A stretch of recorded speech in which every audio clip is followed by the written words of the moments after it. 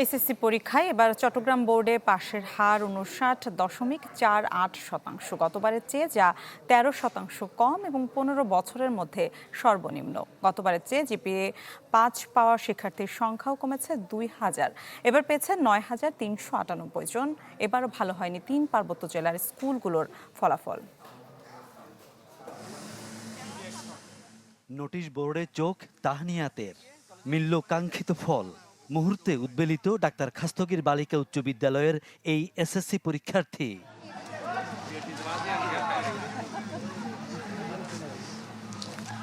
ভালো ফলাফল করা উচ্ছ্বসিত মেয়েকে আবেগে জড়িয়ে নেন মা, যেন এই আনন্দ তারও।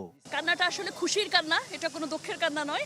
আমি অলওয়েজ প্রে করতাম যে হ্যাঁ আল্লাহ তুমি যাতে আমার পথটা সহজ করে দাও, আমি যাতে আমার মম ড্যাডের ইচ্ছাটা পূরণ করতে পারি।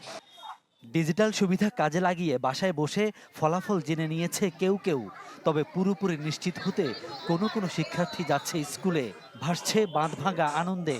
যখন সময় পাইছি মন দিয়ে পড়ছি আর বোর্ড বুকটা ভালো করে পড়ছি। রেজাল্ট পাওয়ার পর আমার মেয়ের সাথে ওকে ভয়ে তুমি স্কুলে যাও রেজাল্ট দেখো, কেউ যখন রেজাল্ট দেখতে পারে না ওকে এবার পাঠিয়ে দিচ্ছে। ওর সময়টাকে একটু বেশি মূল্যায়ন করেছে, মানে সময়টা ঠিক সময় ঠিক কাজটাই করার চেষ্টা করেছে। দুর্বল মেয়েদের ওদের দুর্বলতা কোথায় অভিভাবকদেরকে সেটা আমরা বলার চেষ্টা করি, আর যারা ভালো মেয়ে আছে ওরাও আরও ভালো কিভাবে করা যায় সেভাবে ওদেরকে নির্দেশনা দিই। এর আগে সকালে এবারের এসএসসির ফলাফলের নানা দিক তুলে ধরেন শিক্ষা বোর্ডের কর্মকর্তারা। উঠে আসে ১.৫ দশকের মধ্যে সর্বনিম্ন পাশের হারের বিষয়টিও।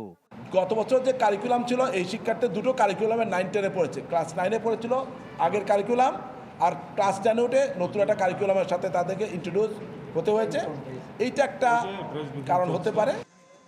চট্টগ্রাম বোর্ডে এবার শতভাগ পাশ করেছে এমন শিক্ষা প্রতিষ্ঠানের সংখ্যা ২১, যাদের মধ্যে চট্টগ্রাম নগরের ৯টি সরকারি প্রতিষ্ঠানের মধ্যে কেবল হাজী মোহাম্মদ মোহসিন সরকারি হাই স্কুল এই গৌরব অর্জন করেছে। হাফ ইয়ারলি পরীক্ষার মধ্যে যখন ছাত্ররা খারাপ করে, অভিভাবককে আমরা ডাকি, অভিভাবক সমাবেশ করি, তাদের থেকে একটা অঙ্গীকারনামা নিই যে বার্ষিকে খারাপ করলে আমরা প্রমোশন দেব না, বার্ষিক পরীক্ষাও খারাপ করলে আমরা একটু কড়াকড়ি করি, পরবর্তী ক্লাসে আমরা উত্তীর্ণ করার ব্যাপারে খুব কড়াকড়ি করি। এবার পাশের হার বিজ্ঞানে ৮৪.৪১, ব্যবসায় শিক্ষায় ৬০.১২ আর মানবিকে ৩৮.৭৯। নগরে উত্তীর্ণের হার ৭৪.৩৩। তবে নগরের বাইরে এই সংখ্যা ৫৭.13। একজনও পাশ করেনি এমন বিদ্যালয় ৮টি। আছে ভালো ফলাফলের গল্পগাথাও।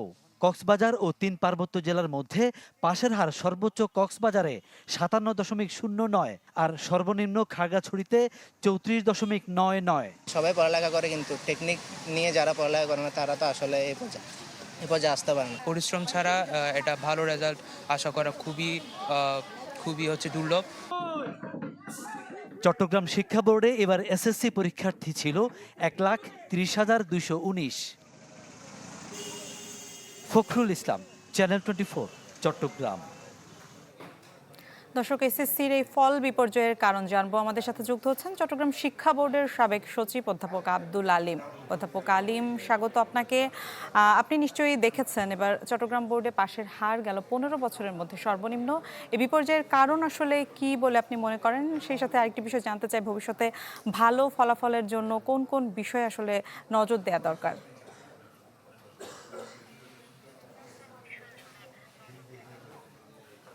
ধন্যবাদ। আসলে খুবই উদ্বেগজনক। শুধু চট্টগ্রাম বোর্ড কেন, সারা বাংলাদেশের ফলাফল এবার খারাপ।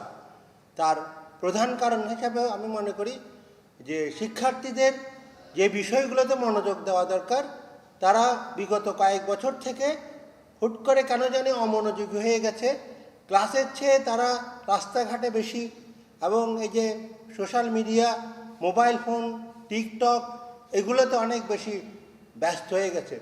এই ব্যস্ত হয়ে যাওয়ার কারণে শিক্ষার্থীদের, বিশেষ করে স্কুলমুখী, আপনারা জানেন সাম্প্রতিক সময়ে কিশোর গ্যাং যে মারাত্মকভাবে বেড়ে উঠেছে, তার মধ্যে কিন্তু অনেক শিক্ষার্থী আছে। তো আসলে সাম্প্রতিক সময়ে আমরা যেটা লক্ষ্য করছি, এক ধরনের অস্থিরতা। শিক্ষার্থীদের অনেকে আছে যারা পরিবারের শাসন মানছে না, অনেক সময় শিক্ষা প্রতিষ্ঠানের উপর, শিক্ষা প্রতিষ্ঠানের শিক্ষকের উপর, শিক্ষা প্রতিষ্ঠানের প্রধানের উপর চড়াও হচ্ছে। কেমন যেন এক ধরনের অস্থিরতা বিরাজ করছে। আমি মনে করি একটি প্রধান কারণ আর এবার যে বিষয়গুলোতে বেশি খারাপ করেছে, যেটাতে সচরাচর খারাপ করে, এবার আরও বেশি খারাপ করেছে, সেটা হচ্ছে ইংরেজি এবং গণিত। এই দুটো বিষয় আমাদের দেশে সাধারণভাবে একটু ছাত্রদের কাছে কঠিন থাকে। এগুলোর জন্য যেইটুকু পরিচর্যা দরকার সেইটুকু পরিচর্যাও আসলে হয়েছে বলে আমার মনে হয় না। তো আর আরেকটা বিষয় ছিল যে আসলে শিক্ষার্থীদের এই আমাদের বর্তমান সময়ে এই অস্থিরতার কারণে জব মার্কেটে অনেক রকমের সমস্যা হয়েছে, দ্রব্যমূল্যও বেড়েছে অনেক কিছু, অনেক ক্ষেত্রে আমাদের অভিভাবকদের সক্ষমতার ক্ষেত্রে সমস্যা হয়েছে। অর্থনৈতিক যে সক্ষমতা সেটা আমার মনে হয় কিছুটা কমেছে, এবং শিক্ষার্থীদের পিছনে, নিজের সন্তানের পিছনে শিক্ষার জন্য যে পরিমাণ ব্যয় করার সুযোগ থাকতো সেটাও আমার মনে হয় কমেছে।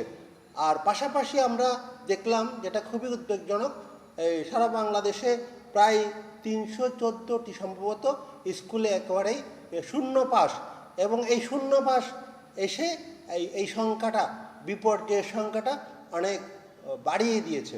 তো আসলে এই বিষয়গুলো নিয়ে আমার মনে হয় এই গবেষণা হওয়া দরকার।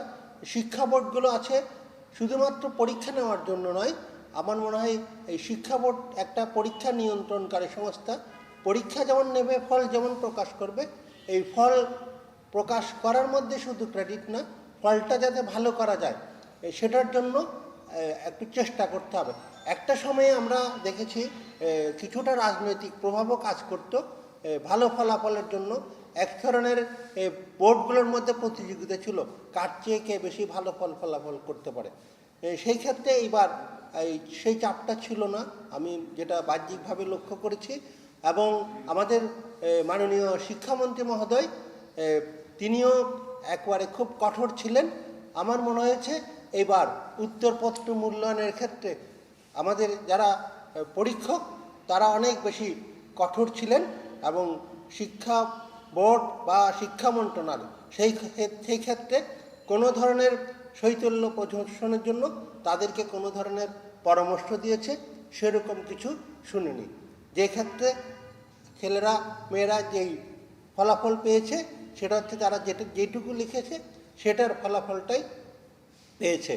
আর যে কথাটা আমি শেষে বলছিলাম সেটা হচ্ছে আমাদের শিক্ষা বোর্ড এবং বিভিন্ন সংস্থা, শিক্ষার সাথে সংশ্লিষ্ট শিক্ষা মন্ত্রণালয়, তাদের উচিত হবে এই শিক্ষার্থীদেরকে নিয়ে এবং তাদের গার্ডিয়ানদেরকে নিয়ে সারা বছর ব্যাপী বিভিন্ন ধরনের মত বিনিময় সভা, সেমিনার, শিক্ষা প্রতিষ্ঠান প্রধানদেরকে নিয়ে, শিক্ষকদেরকে নিয়ে কিভাবে পড়তে হবে, পড়লে যে আসলে রেজাল্ট ভালো হবে।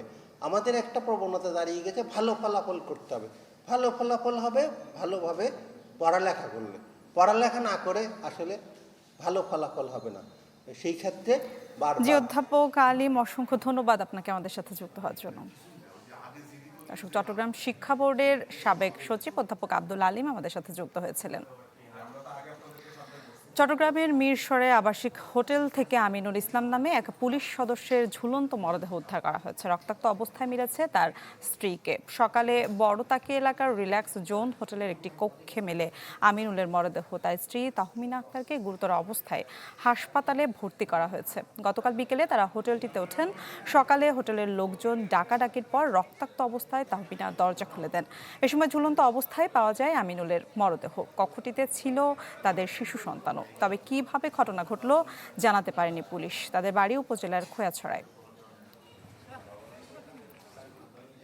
রাঙামাটির কাপ্তায়ে মিতিঙ্গাছড়িতে হলো চট্টগ্রাম অঞ্চলের প্রথম এসডিজি ভিলেজ। সকালে চীনমৈত্রী সম্মেলন কেন্দ্র থেকে ভার্চুয়ালি যুক্ত হয়ে প্রকল্পটির উদ্বোধন করেন প্রধানমন্ত্রী তারেক রহমান। তিনি বলেন, এমডিজির মতো এসডিজি বাস্তবায়নেও বাংলাদেশ বিশ্বের কাছে দৃষ্টান্ত স্থাপন করবে। এসডিজি ভিলেজ বর্তমান সরকারের নির্বাচনী ইশতেহার, তাই এটি বাস্তবায়নের পাশাপাশি নারীর ক্ষমতায়ন, কৃষি ও ফ্যামিলি কার্ডের মতো 17টি সূচক বাস্তবায়নে কাজ করছে সরকার। রাঙামাটি জেলা প্রশাসক নাজমা আশরাফি, পুলিশ সুপার মোহাম্মদ আব্দুর রকিব কাপ্তায় আয়োজিত অনুষ্ঠানে উপস্থিত ছিলেন।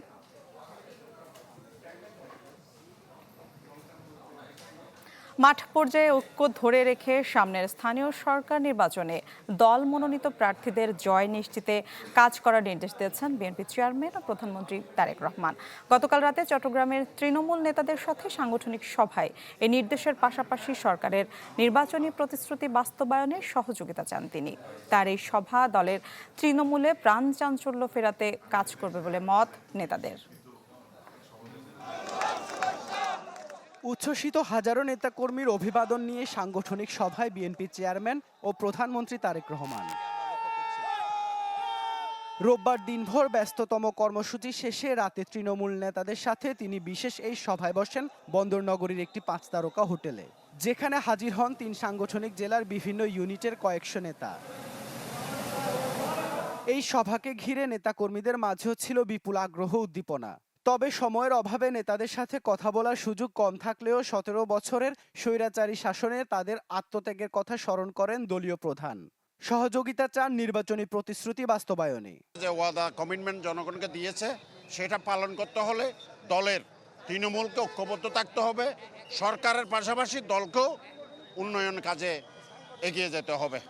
উনি তৃণমূল নেতা কর্মীদেরকে বলেছেন যে আমি যে প্রতিশ্রুতিগুলি দিয়েছি এই প্রতিশ্রুতি বাস্তবায়নের জন্য আপনাদের সহযোগিতার প্রয়োজন। তৃণমূলের নেতাকর্মীদের মতামত নিয়ে সকলকে এগিয়ে যাওয়ার জন্য যে বার্তাটুকু উনি দিয়েছে, দল এবং সমাজ সবকিছু নিয়ন্ত্রণে আসবে। ফ্যামিলি কার্ড, কৃষি কার্ড এবং স্বাস্থ্য কার্ড সহ এই ধরনের সামাজিক কর্মসূচিগুলোতে যাতে আমরা সর্বাত্মকভাবে সরকারকে সহযোগিতা করি। মাঠ পর্যায়ে সবার ঐক্যের উপর জোর দেন তারেক রহমান। সামনে স্থানীয় সরকার নির্বাচনের কথা তুলে ধরে নির্দেশনা দেন সব বিভাজন ভুলে দলের মনোনীত প্রার্থীর পক্ষে কাজ করে জয় নিশ্চিতের। বিশেষ করে আমাদের স্থানীয় সরকারের নির্বাচন এবং সরকারের যে কোনো কল্যাণমুখী কর্মসূচিকে সফল করার জন্য উনি বারংবার বলেছেন আমাদেরকে ঐক্যবদ্ধ থাকতে হবে। আগামী যে স্থানীয় সরকার নির্বাচনগুলি হবে এই নির্বাচনে একজন প্রার্থীকে দেওয়া হবে এবং সবাইকে ঐক্যবদ্ধভাবে সেখানে কাজ করতে হবে। স্থানীয় পরিষদ যে সমস্ত নির্বাচনগুলো হবে এগুলোর জন্য আমাদেরকে একটা প্রাথমিক এখন থেকে ঐক্যবদ্ধভাবে নির্বাচন করার, এককভাবে প্রার্থী দেওয়ার বিষয়গুলোকে আমাদেরকে মোটামুটি উনি বুঝিয়েছেন যে আমরা এখন থেকে যাতে আলাপ আলোচনা করে সেগুলো ঠিক করি। সরকার গঠনের পর চট্টগ্রামে এই প্রথম তৃণমূলের নেতাদের নিয়ে বসলেন বিএনপি প্রধান। ঘণ্টা খানেকের সভায় তার বক্তব্য মাঠ পর্যায়ে সাংগঠনিক কার্যক্রমে নতুন গতি আনবে বলে মত নেতাদের। ইবেন মির, চ্যানেল 24, চট্টগ্রাম। দীর্ঘ 3.5 মাস পর আজ মধ্যরাত থেকে রাঙামাটির কাপ্তাই হ্রদে আবারও জাল ফেলা শুরু করবেন জেলেরা। সোমবার জেলা প্রশাসনের এক বিজ্ঞপ্তিতে নিষেধাজ্ঞার সময়সীমা শেষ হওয়ার তথ্য নিশ্চিত করা হয়। কার্প জাতীয় মাছের প্রজনন ও বংশবৃদ্ধির লক্ষ্যে গেল 20 এপ্রিল থেকে সব ধরনের মৎস্য আহরণে নিষেধাজ্ঞা দিয়েছিল প্রশাসন। মধ্যরাত থেকে নিষেধাজ্ঞা উঠে যাওয়ার খবরে বিভিন্ন ঘাট ও বিএফটিসি অবতরণ কেন্দ্রে ব্যস্ততা বেড়েছে বহুগুণ। রাঙামাটি বিজ্ঞান ও প্রযুক্তি বিশ্ববিদ্যালয়ের প্রকল্প পরিচালক আব্দুল গফুরের অপসারণ দাবিতে আমরণ অনশন কর্মসূচি পালন করছে শিক্ষার্থীরা। স্থাপন করা হয়েছে ঘৃণা মঞ্চ। সকালে বিশ্ববিদ্যালয়ে শিক্ষার্থীরা এই কর্মসূচি শুরু করেন। এ সময় তারা অভিযোগ করেন নানা অনিয়ম, দুর্নীতি, তথ্য প্রমাণ সামনে আসলেও রহস্যজনক কারণে আব্দুল গফুরকে তার পদে বহাল রাখা হয়েছে। এ সময় পদ ঠিক রাখার জন্য মন্ত্রণালয়ে গফুরের 20 লাখ লেনদেনের বক্তব্য ভিডিও প্রচার করা হয় মাইকে। তার অপসারণ ও দুর্নীতির বিচার না হলে অনশন কর্মসূচি চলবে বলেও জানান আন্দোলনকারীরা। দর্শক, এই ছিল এখনকার আয়োজন। এতক্ষণ সাথে থাকার জন্য ধন্যবাদ সবাইকে।